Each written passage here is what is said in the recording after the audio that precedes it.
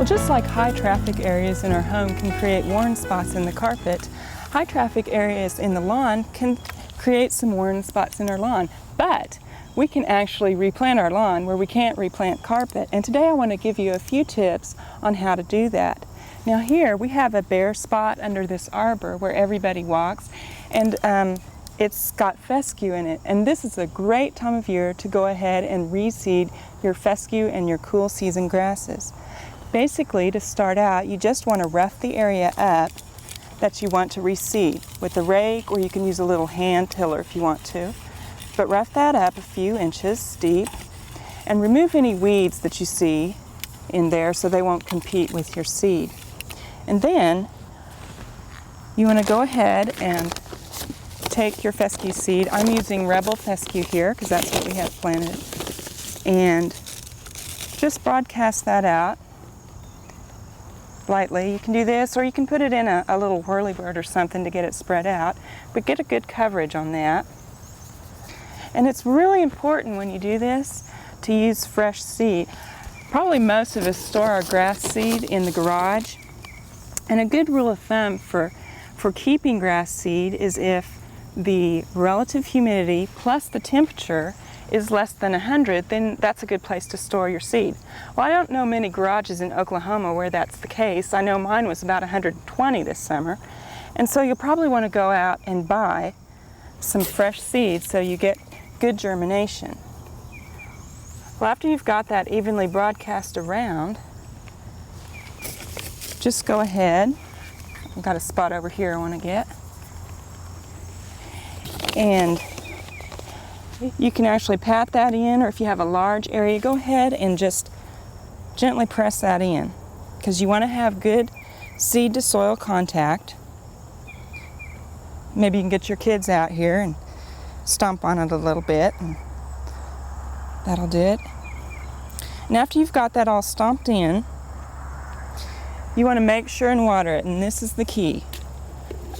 Just water it lightly so that you've got your seed and your soil wet. Don't water it enough to wash the seed off, but you'll want to check this about 3 times a day, because you want to keep this area moist so that that seed can go ahead and germinate.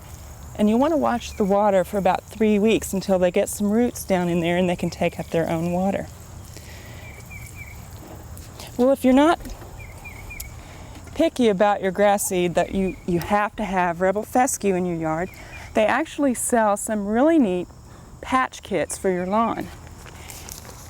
And these are kits where the seed is mixed in with shredded newspaper or sometimes in a mat, and there's actually some fertilizer in here and the seed, but it's usually a mix of seeds. So if you have to have a certain kind of fescue, you'll probably want to go ahead and buy the seed. But if you don't care, you just want some green in your lawn, you can go ahead and buy this and put that on in not more than 3/4 of an inch, and then go ahead and water that. And the nice thing about this patch kit is that this shredded paper here acts as a mulch, and that'll keep the water around the seed and keep the seed from drying out quite so fast, so you don't have to watch the water quite so much. Well, one more tip for keeping your lawn great this fall is, as we're going into the fall, people tend to quit mowing their Bermuda as it goes dormant. Well, if you have a cool season grass like fescue or bluegrass, you don't want to quit mowing it. You want to keep mowing at about 2.5 inches and keep that short, because this is the time of year when it really starts to grow and spread. And if you keep that mowed, you'll have a more lush lawn. Well, there's a strange phenomenon that you might be seeing in your yard this time of year, and we've got a great example of that in our arboretum. So let's go take a look at it.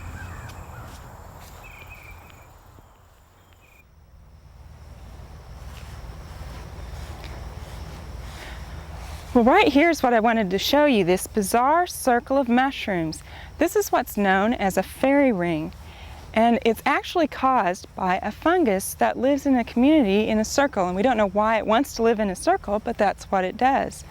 And if you look down here, I cut a slice of this out earlier, and you can actually see all of the white mycelia down here. Now the mushrooms are actually the fruiting bodies of this fungus, and they appear when the weather is cool and kind of moist, and so that's why you're seeing them this time of year. While this doesn't really hurt your grass that much, you will notice that you'll get this ring of mushrooms, and you'll have greener grass right here around the outer edge of the circle. Well, a way to kind of compensate for that, if you don't like the looks of it, is to go ahead and fertilize inside the circle and also outside the circle, but don't fertilize this greener area here, and try and get your grass to match up.